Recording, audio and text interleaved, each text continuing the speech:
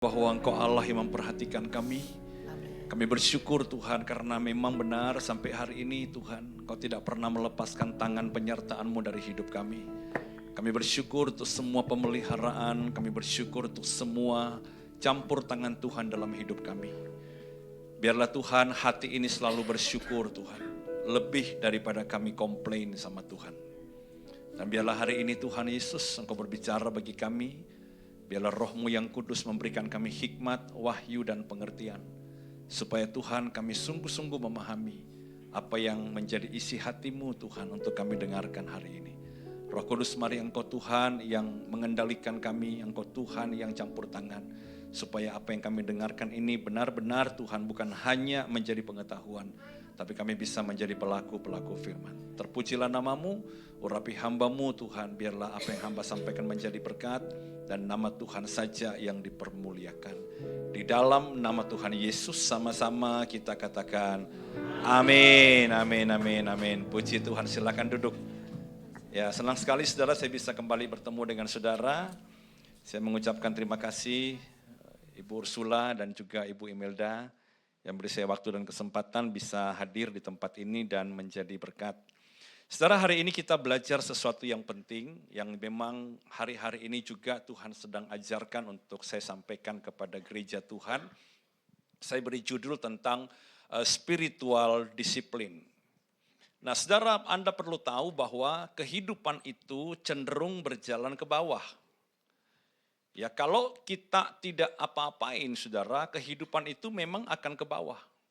Contoh, Anda biarkan sebuah rumah tidak dirawat, maka rumah itu akan jadi tua dan rusak. Ya, Anda punya sebuah lahan kosong, saudara biarkan, maka akan tumbuh lahan dan rumput liar. Dan satu saat, saudara, lahan itu akan menjadi keras. Demikian pula anggota tubuh kita, organ-organ kita, tanpa Anda rawat, lama-lama akan menua. Karena memang, saudara, di dalam hukum, dalam ilmu, dalam dunia jasmani, itu ada hukum gravitasi. Tetapi tahukah saudara bahwa dalam kehidupan rohani ada namanya hukum dosa. Nah, hukum dosa ini selalu menarik kita ke bawah.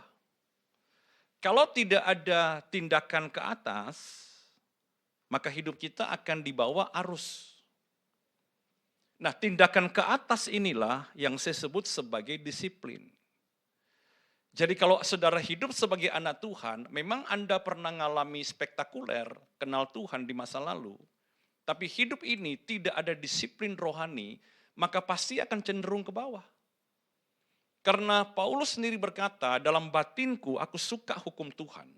Tetapi daging ini ada hukum dosa yang selalu struggling, tarik-menarik. Ya, itulah sebabnya mengapa saudara disiplin rohani ini penting. Coba kita lihat next. Ya, dalam Matius 6 ayat 21 dikatakan, di mana hartamu berada, di situ apa saudara? Hatimu berada. Nah, ayat ini mengajarkan kepada kita bahwa hati itu tidak pernah berhenti menyembah. Kalau hati ini tidak diarahkan, tidak dilatih untuk menyembah Tuhan, maka hukum dosa itu akan menarik dia untuk menyembah kepada apa yang dia anggap penting. Nah, ini bahaya, saudaraku. Ya, ini bahaya. Karena saudara, hati kita itu tidak netral. Dia akan selalu menyembah, menuju kepada sesuatu yang dia anggap bernilai. Sehingga kita harus mendorong hati ini ke Tuhan. Kita harus punya tindakan untuk mendorong hati ini melawan arus ya kepada Tuhan. Karena daging kita selalu mencari yang bernilai bagi dia. Yang memenuhi egonya, yang memenuhi kesenangannya, yang memenuhi apa saudara, segala sesuatu yang dia suka.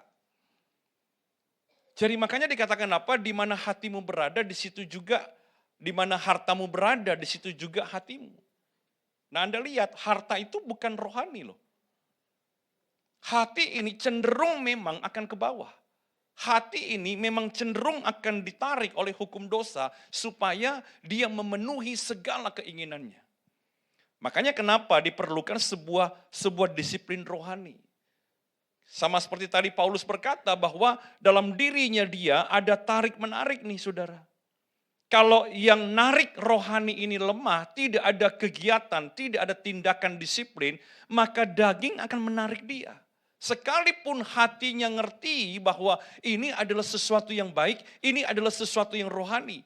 Tapi kalau dibiarkan, maka daging itu akan tarik dia kepada arah kesukaan-kesukaan kedagingannya.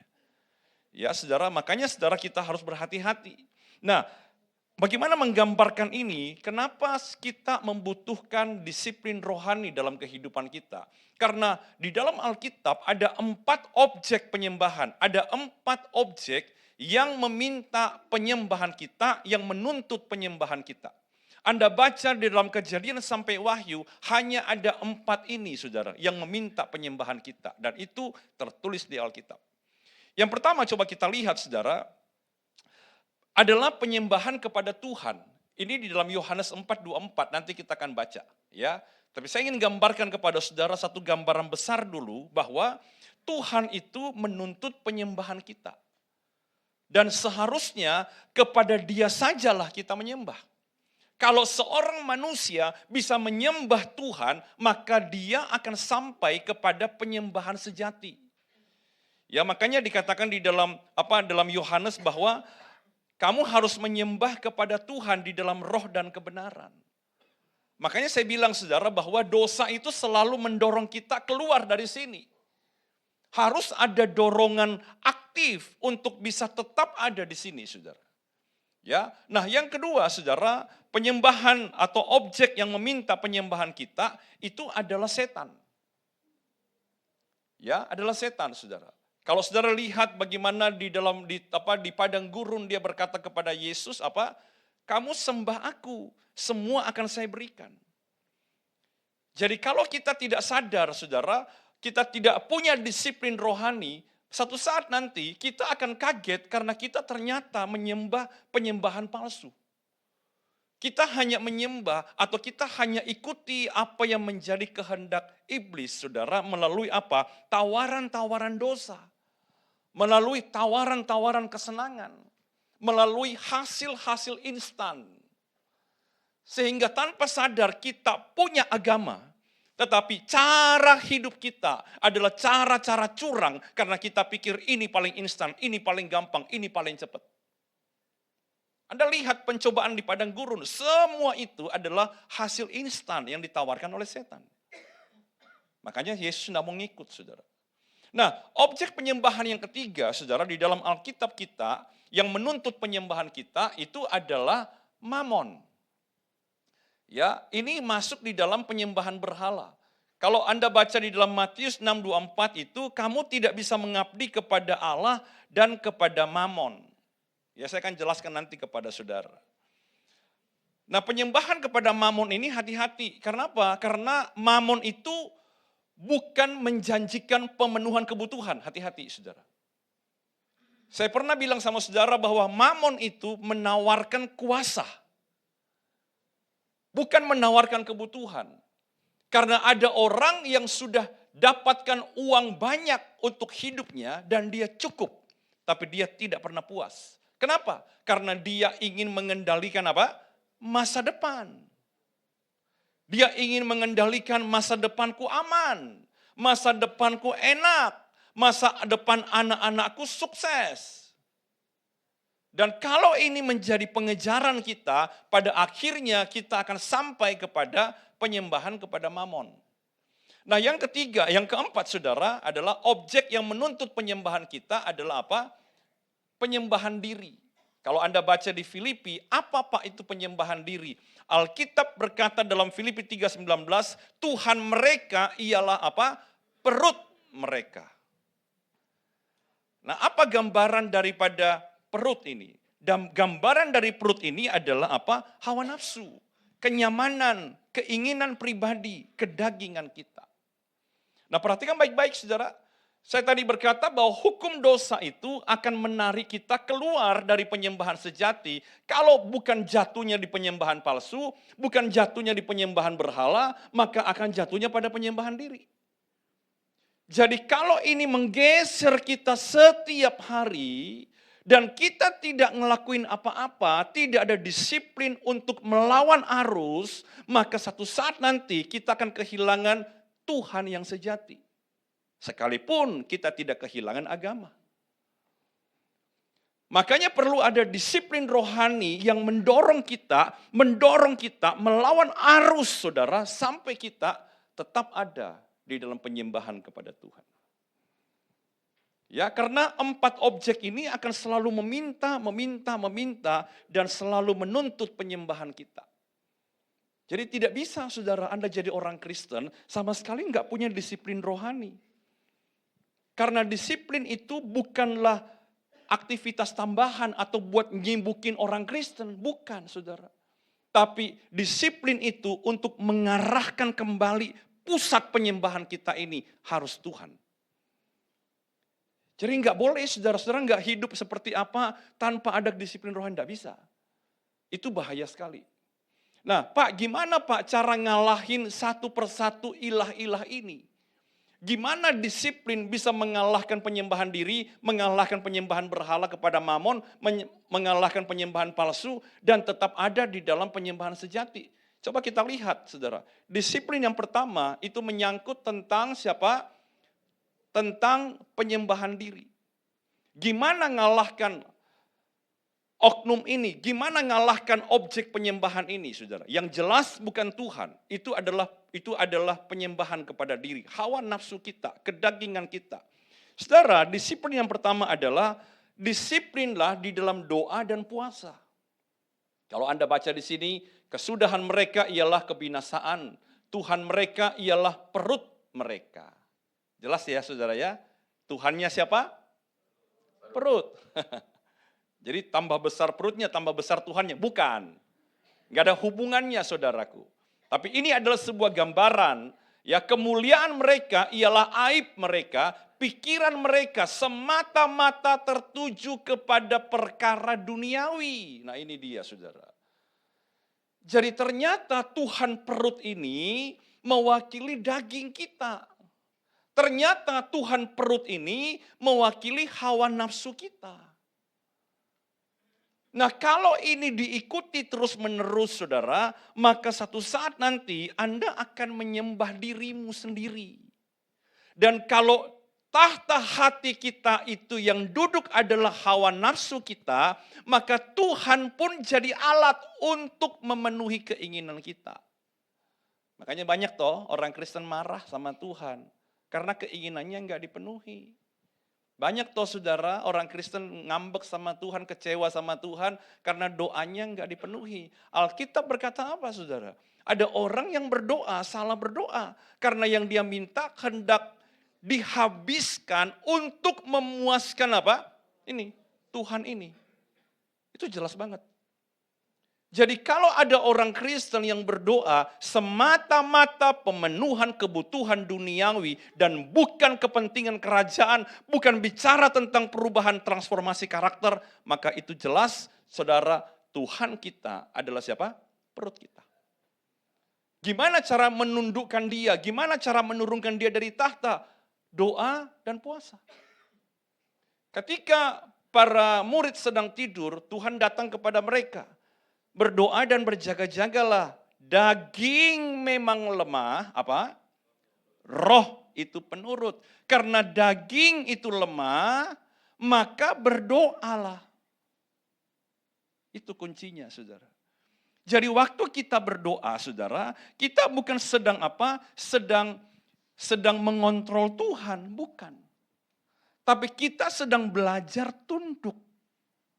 Kita sedang belajar untuk nunggu. Kita sedang belajar untuk menyerahkan. Itu doa. Tapi daging nggak mau nunggu. Daging itu pengen cepat. Daging itu pengen nyaman. Tapi ketika ada orang yang berlatih dirinya untuk berdoa, menunggu Tuhan, maka dia sedang menundukkan daging dan kehendaknya kepada Tuhan. Tidak pernah saudara kita bisa menang melawan hawa nafsu kita kalau kita nggak pernah berdoa.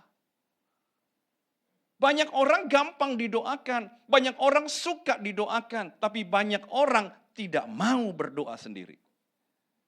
Pak saya doa ngantuk Pak, 5 menit paling Pak saya tidur.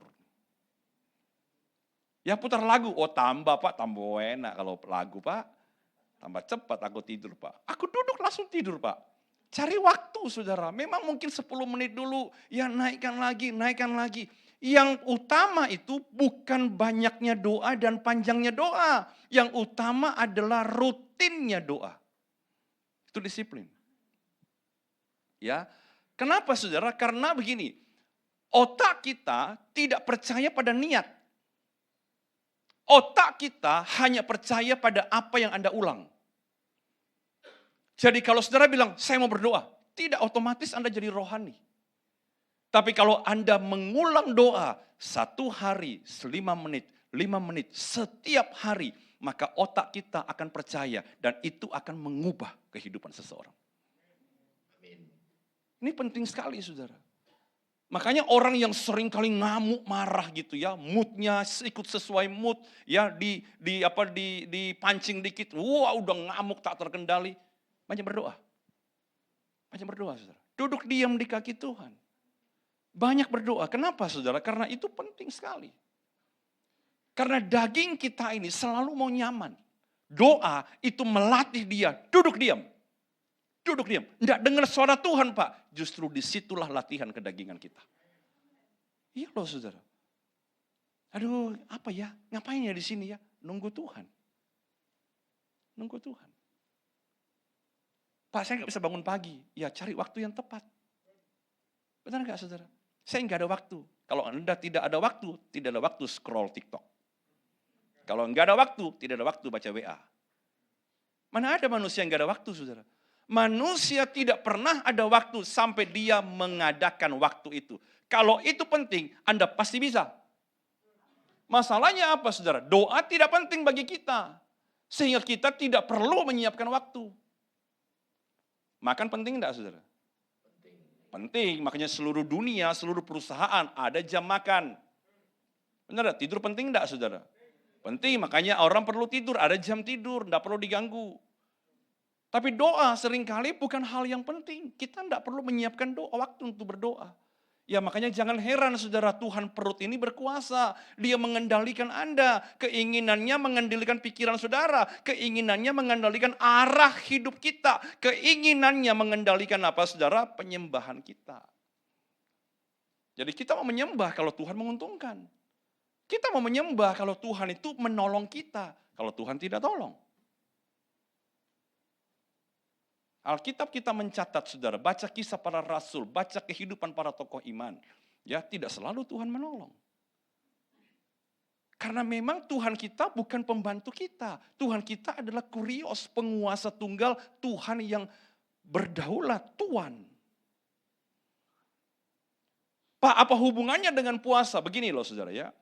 Kita ini, satu kali saya ketemu seorang teman saudara, dia beragama lain. Ya, saya bilang, kamu ada teman-teman yang ngomong begini tentang apa yang keyakinan kamu, ya gitu ya. Kamu kok menyembah kepada patung? Saya bilang, saudara ya. Dia bilang, kami tidak nyembah patung Pak. Kami tidak nyembah patung. Tetapi patung-patung ini adalah orang-orang hebat pada zamannya.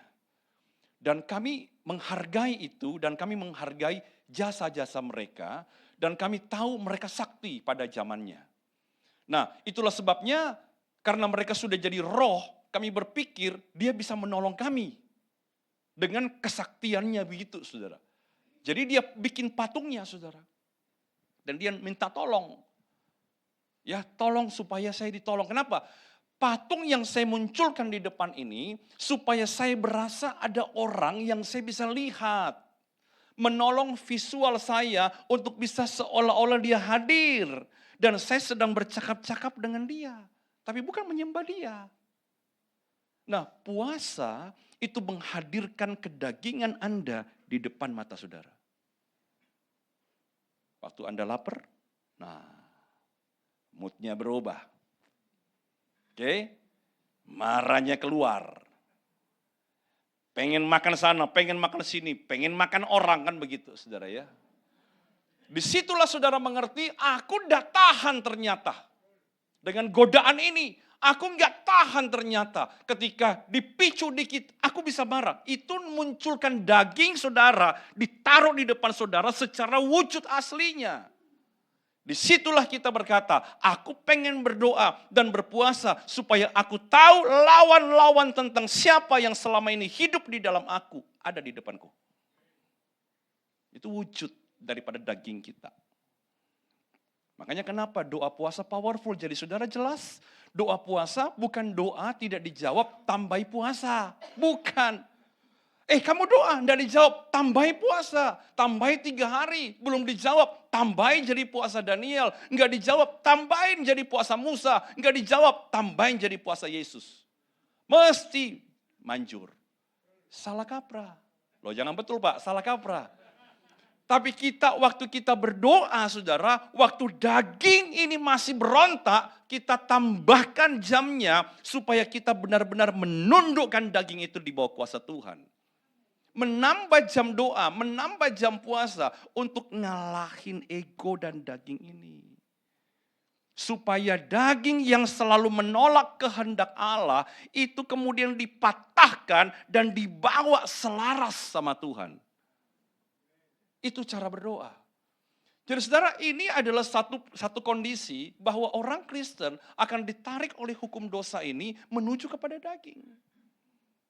Jadi harus ada Bapak Ibu. Ya tidak perlu tunggu program gereja. Yo Pak, gerejaku tidak ada program doa. Siapa yang suruh Anda ikut program doa? Program doa itu bagus dan excellent kalau saya bilang. Tapi kalau dibuat program kan cuma seminggu sekali. Loh tiap hari kita harus berdoa. Benar gak saudaraku? Ya, jadi kita ini saudara harus merekam kegiatan kita sampai otak alam bawah sadar kita ini nagih, minta. Otomatis bangun pagi. Ada di sini yang selalu berusaha bangun pagi akhirnya jadi alarm badan, alarm tubuh. Nggak perlu pakai wecker, ada. Tiap jam 4, jam 5 pasti bangun saudara. Wes kenapa? Kebiasaan. Nah itu saudara. Karena sel-sel kita merekam kegiatan yang Anda ulang. Satu saat nanti ketika daging Anda berontak, doa Anda refleks untuk menahannya. Kenapa? Karena biasa. Tapi kalau saudara biasanya marah, lepaskan, marah, lepaskan, marah, lepaskan. Aduh, itu gawat saudara. Gawat. Dari ngamuk-ngamuk di rumah, nanti ngamuk-ngamuk di jalan. Dari ngamuk-ngamuk di rumah, nanti ngamuk-ngamuk di gereja. Kenapa saudara? Karena udah kebablasan. Mesti ada disiplin yang nahan, supaya dia jangan berontak ketika mau keluar. Karena itulah manusia. Saya pun demikian saudara, dalam diri saya ini dagingnya banyak. Jangan coba jemaat, kita semua manusia dagingnya banyak. Kita perlu berdoa. Bukan cuma jemaat yang berdoa, hamba Tuhan juga harus berdoa. Amin saudara, supaya Tuhan perut itu tunduk di bawah kuasa Tuhan. Nah yang kedua saudara adalah, coba Anda perhatikan sama-sama, apa disiplin kedua yang harus kita lakukan? Kalau saudara baca di sini di dalam Matius 6:24, tidak seorang pun dapat mengabdi kepada 2 tuan, karena jika demikian ia akan membenci yang seorang dan mengasihi yang lain, atau ia akan setia kepada yang seorang dan tidak mengindahkan yang lain. Yuk sama-sama. Kamu tidak dapat mengabdi kepada Allah dan kepada Mamon. Ya, itu Alkitab jelas bilang saudara bahwa Mamon itu adalah saingan daripada Tuhan. Ya, saudara, Mamon itu, roh Mamon itu bersifat bersaing. Nah, roh Mamon ini saudara, itu menawarkan 3. Ya, semakin kamu punya uang banyak, semakin kamu aman. Itu kata roh Mamon. Tambah banyak uang, tambah aman. Ya amin lagi. Sampai ada yang bilang begini ya, apakah uang bisa membeli kebahagiaan? Ada yang bilang tidak bisa. Ada yang bilang bisa Pak kalau banyak gitu ya. Kalau tidak bisa Pak kalau dikit gitu ya. Nah itu adalah satu tawaran dari roh Mamon. Tambah banyak, tambah aman. Ojo betul Pak. Nah roh Mamon itu memberikan kita ilusi bahwa apa? Kalau kamu nanti punya banyak, maka kamu akan bisa memiliki banyak. memiliki rumah, memiliki mobil, memiliki segala sesuatu. Dan ini yang paling bahaya saudara, bahwa roh mamon itu menawarkan kontrol, menawarkan kuasa. Kuasa terhadap apa? Kuasa terhadap masa depan. Sehingga aku perlu tidur enak karena masa depanku terjamin. Anak-anakku semua sudah komplit, semua sudah oke. Dia menawarkan itu saudaraku. Bukan berarti tidak perlu atau tidak boleh planning masa depan. Justru orang bijaksana adalah orang yang memplanning itu. Tetapi saudara, jika tawaran itu kita ambil dan pemberian kita hilangkan, maka Anda sedang menyembah mamon. Makanya kenapa saudara harus ada dorongan keluar ini, yaitu apa? Disiplin di dalam memberi. Karena memberi itu berlawanan sama sekali dari mengumpulkan. Mamon bilang kumpulkan banyak, disiplin berkata sebarkan banyak. Nah kalau saudara selalu bilang kumpulkan, hemat pangkal kaya, hemat pangkal kaya, hemat pangkal kaya. Maka Alkitab berkata celakalah kamu hai orang-orang yang mengumpulkan harta di bumi. Karena ngengat dan karat akan merusakkannya. Terus mana harta di sorga? Enggak ada loh saudara, bank yang bisa transfer uang sampai ke sorga, enggak ada. Anda mau kumpul uang fisik, Anda mau kumpul emas batangan saudara, sampai dia naik sampai 10 juta pun 1 gram, itu tidak akan menolong, karena tidak bisa Anda bawa. Satu-satunya cara mentransfer uang fisik kepada kerajaan sorga adalah memberi. Saya berikan kepada seseorang, fisik ini diterima dia pakai ketaatan saya, belas kasihan saya, kemurahan saya menjadi bahan untuk membangun kerajaan Allah, membangun kekekalan buat rumahku. Bukan uangnya yang naik, ketaatan saya, belas kasihan saya, kemurahan hati saya. Waktu kita menerima tawaran mamon ini yang berkata, oh semua akan aman, kita lupa bahwa Tuhan adalah Jehovah Jireh. Tuhan yang memelihara hidup kita. Ini harus digeser saudaraku. Dan kita harus bisa belajar untuk apa saudara? Secara disiplin memberi. Pak saya nggak punya uang pak. Itu bukan bicara nominal saudara.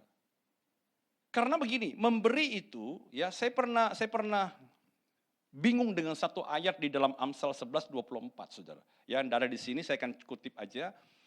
Amsal itu bilang begini saudara. Ada orang yang menyebar harta tapi tambah kaya. Ada orang yang menghemat secara luar biasa namun selalu apa? Berkekurangan. Coba Anda paham dah itu ayat saudara. Paham? Saya dulu nggak paham. Saya kasih jelaskan saudara sama saudara, kenapa saya tidak paham. Waktu orang nyebar harta, uangnya kurang apa nambah? Kurang saudara, benar nggak? Lah terus kenapa dibilang tambah kaya? Nah itu kan udah bisa dihitung loh saudara, kalau berkatnya. Ini hitung-hitungan nominal loh saudara ya. Nah berkat yang Anda bilang apa? Berkat uang juga.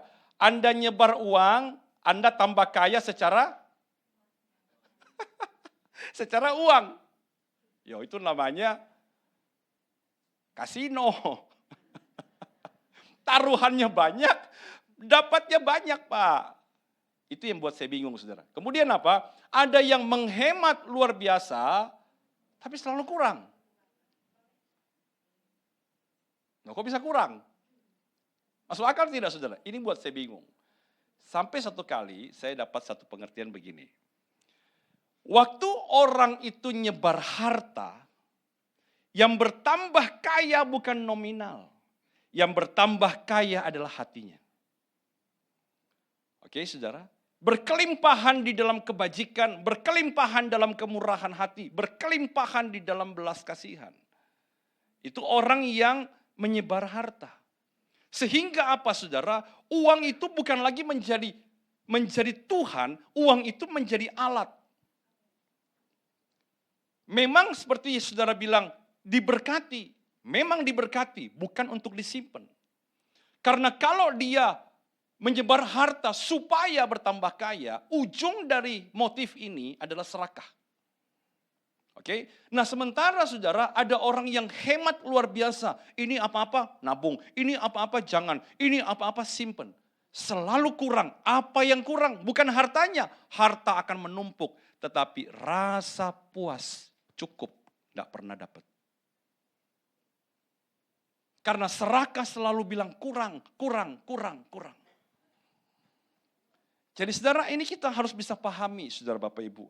Ya, waktu kita belajar disiplin kita memberi, disiplin kita memberi, disiplin kita memberi, kita sedang berkata kepada Mamon, Mamon engkau dengar ya, bahwa aku melakukan pemberian ini, menabur ini, karena Tuhan menolong aku, menggerakkan aku. Aku dipercaya untuk menjadi agen-agen, untuk menolong orang-orang ini. Jangan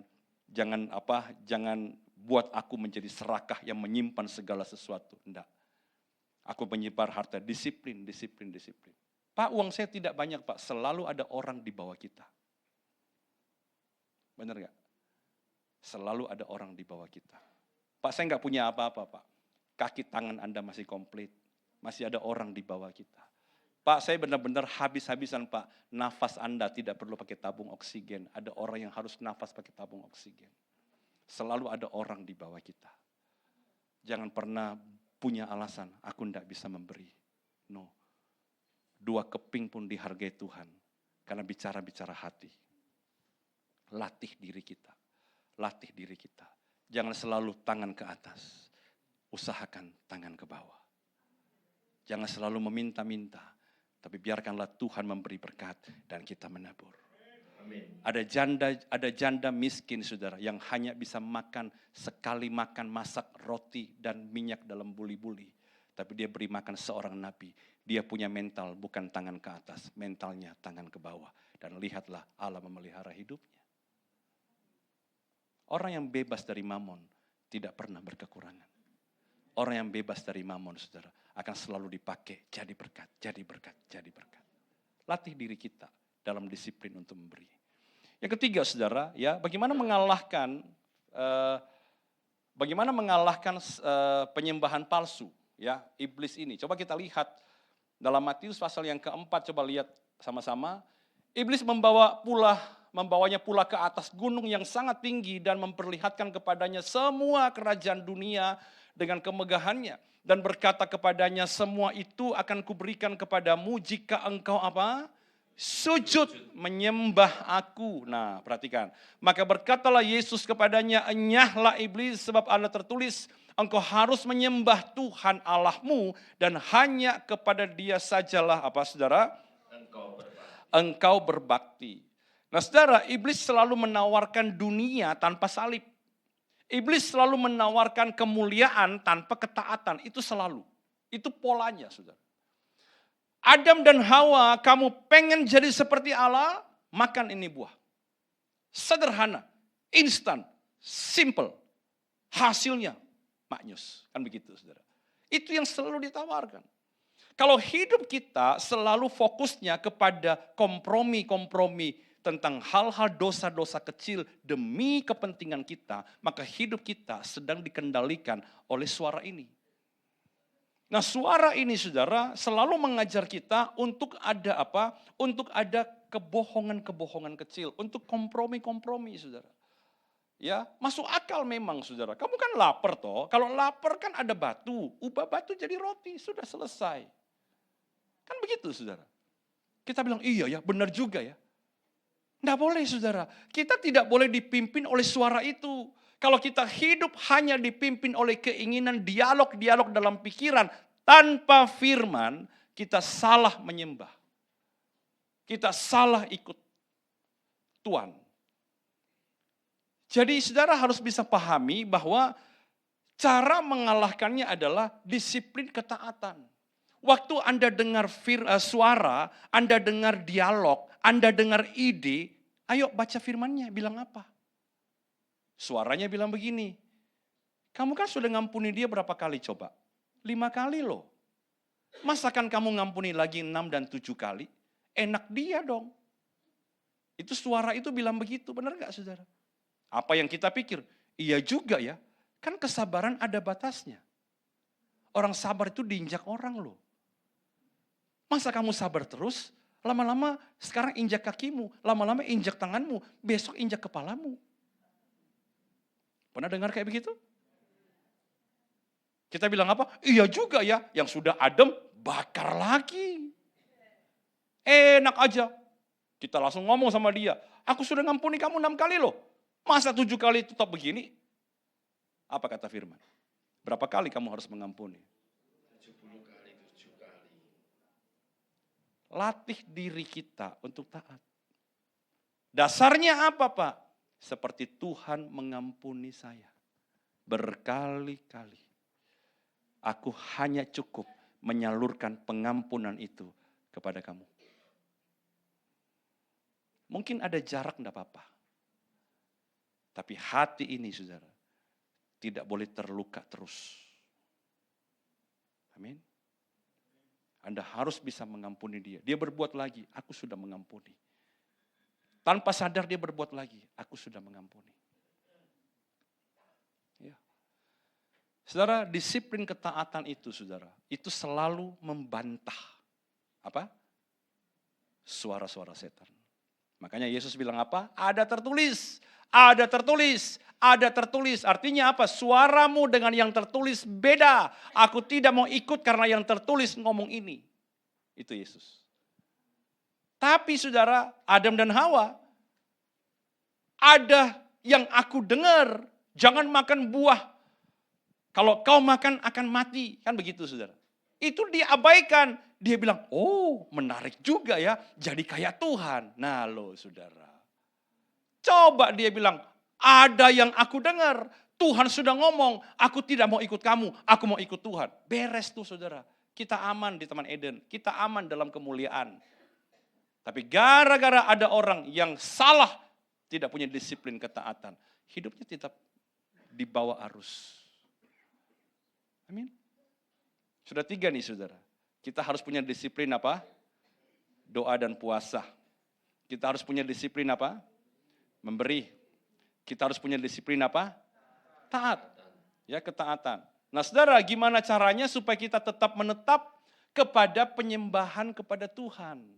Supaya hati ini tetap terjaga, sehingga kita tetap ada pada objek yang termulia, yaitu Tuhan sebagai penyembahan sejati kita. Kita harus punya yang namanya disiplin baca firman. Ya, coba kita lihat sama-sama saudara. Ya, bantu saya next. Yohanes 4:24, Allah itu roh dan barang siapa menyembah dia harus menyembahnya dalam apa? Roh dan kebenaran. Jadi saudara perhatikan saudara, bukan hanya roh, Allah itu roh. Bukan hanya spirit ketemu spirit, bukan hanya roh ketemu roh. Tapi juga dengan kebenaran. Jadi firman Tuhan ini saudara, itu harus kita baca, harus kita taati. Karena firman itu bisa mengajar, bisa mengoreksi, bisa mengkalibrasi hati kita. Karena firman itu menjelaskan tentang objek penyembahan ini secara gamblang. Ngerti ya saudara ya?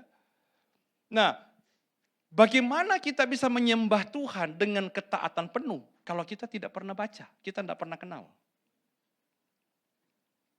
Kita nggak lihat loh saudara.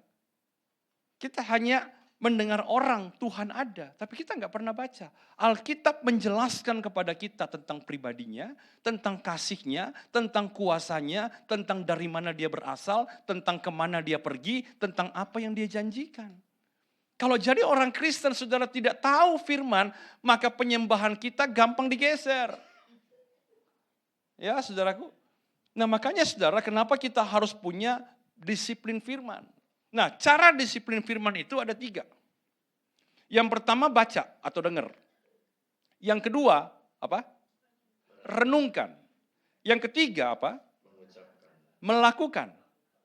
Oke, mengucapkan sama mendengar sama. Jadi kita saudara perhatikan, Anda baca atau Anda ucapkan atau Anda dengar. Ya. Yang kedua, Anda renungkan. Yang ketiga, Anda lakukan. kenapa tidak boleh satu atau dua? Harus tiga-tiga. Karena ini baru komplit. Kalau begini ya saudara ya, waktu seseorang membaca, mendengar, ya, maka dia memperoleh informasi. Dia memperoleh pengetahuan. Oke? Pengetahuan tidak ngubah orang. Karena itu berupa informasi. Benar nggak? Kenapa setelah kita dengar, kita merenungkan? Karena merenungkan menghasilkan pengertian. Kalau Anda hanya dengar, tidak mengerti, bagaimana bisa mengubah? Makanya perlu perenungan. Anda dengar, Anda renungkan. Anda tanya Roh Kudus, maksudnya apa? Renungkan, renungkan, renungkan, renungkan. Sampai Anda paham. Kalau orang paham, nggak gampang ditipu. Nah, terus kenapa harus melakukan, Pak? Karena melakukan itu menghasilkan pengalaman. Pengalaman yang ngubah orang. Orang Farisi ngerti firman Tuhan. Orang Farisi baca firman Tuhan sejak umur 0 sampai 12, 12 sampai 20, 20 sampai 30. Itu ada bet. Itu semua dipelajarin, saudara. Mereka mengerti firman Tuhan. Tapi orang Farisi tidak melakukan firman Tuhan. Engkau seperti apa? Kubur yang dilabur putih bagian luarnya. Pengalaman itu yang mengubah orang. Kalau hidup kita tidak pernah mengalami Tuhan, hidup kita berdasarkan kata orang, kita tidak sedang menyembah Tuhan. Hidup itu harus mengalami Tuhan. Dan mengalami Tuhan hanya bisa waktu kita melakukan firman. Lakukan firman apa? Firman yang sudah kita baca dan yang sudah kita mengerti. Amin, saudaraku. Jadi jangan teori. Teori tidak mengubah orang. Pengetahuan tidak mengubah orang. Pengertian tidak mengubah orang. Waktu dia bertindak, baru itu mengubah orang. Jadi kalau hari ini saudara, kita hanya sampai 2 tahap. Kita hanya baca, kita hanya renungkan. Oh, aku mengerti yang dia khotbahkan itu, wes aku tahu semuanya. Ngubah hidup enggak? Kalau tidak ngubah hidup saudara, maka kita sebenarnya tidak melakukan. Makanya saya bilang saudara, baca Alkitab Kejadian sampai Wahyu 10 kali, itu bukan prestasi. Yang prestasi adalah baca Alkitab dan melakukan. Seberapa yang Anda baca, Anda bisa lakukan, itu prestasi. Karena itu mengubah orang saudara. Mengubah orang. Jadi hari ini saudara, mari kita belajar. Tanpa kedisiplinan, tidak ada pertumbuhan. Harus dipaksa, karena hukum dosa menarik kita ke bawah. Tapi disiplin membawa kita kembali kepada tatanan yang benar, menempatkan Tuhan di dalam hati kita saudara. Kalau hari ini kita berkata, Tuhan, aku pengen nih Tuhan, hidupku diubah. Ayo kerjakan saudara. Mungkin bilang, aduh sudah terlambat, umurku berapa? Daripada tidak ada. Lebih baik kita mulai hari ini. Waktu terbaik adalah hari ini. Bukan kemarin, bukan besok. Hari ini. Kalau Anda dikasih masih umur 10 tahun lagi, atau mungkin 2 tahun lagi, minimal saudara punya kedisiplinan 2 tahun, ada banyak hal yang bisa diubah. Amin saudaraku. Ya. Siapa di sini yang pengen membangun kedisiplinan rohaninya lebih lagi? Semua ya saudara ya. Ya puji Tuhan. Mari sama-sama kita bangkit berdiri, saudaraku. Datang sama Tuhan hari ini, supaya benar-benar kita datang kepada Dia, kita menyembah Dia dengan sungguh-sungguh hati kita, karena memang hanya Tuhanlah yang layak dimuliakan. Ada satu lagu yang bagus sekali yang sama-sama kita akan nyanyikan, satu-satunya yang kuandalkan.